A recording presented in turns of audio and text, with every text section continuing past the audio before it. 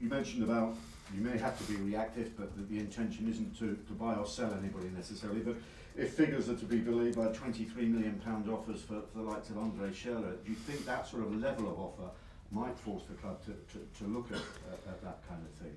Well, again, on a general basis? That wouldn't be my decision. I think Jose has made it clear that he doesn't want anybody to leave, and presuming and providing that's the case, then nobody will come in. If an offer was such that Jose and the club felt it was the best thing to do for the club, I'm sure they would make the appropriate decision. But I can only repeat, the hope and the expectation is that there will be no business. Do you get a sense the players are really looking forward to the chance to take on Newcastle again just a few weeks after they became the first team to there's beat you? No doubt about that. Really been a really good focus this week. It makes such a difference. I would consider us a coaching club, not a club that just play five-a-sides every day in training. We work with the players, and when you're playing every 2 or 3 days, the situation on a day-to-day basis in training is because you have 10 players that are always recovering from a match and 10 players that need work. You've got a split group. You're really doing very little training with the group that are continuously playing, and you're trying to top up the others, but you're always so close to a game you have to be careful with how much you load the players.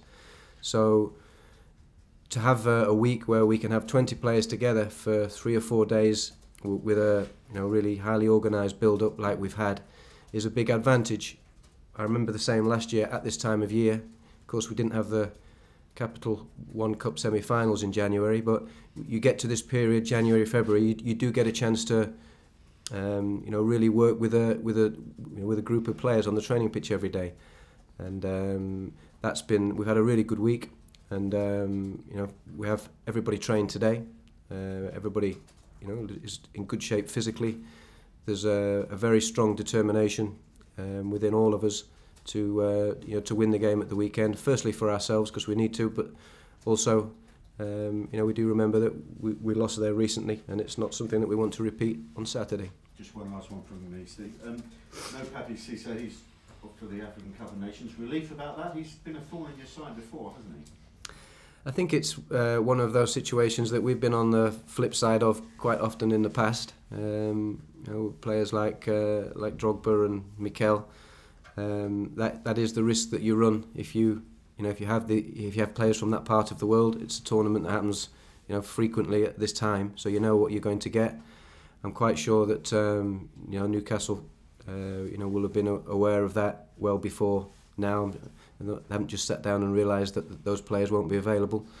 They will have factored that into their planning. I'm sure they have a good squad, and I'm sure whoever plays in that position at the weekend, will be a quality player.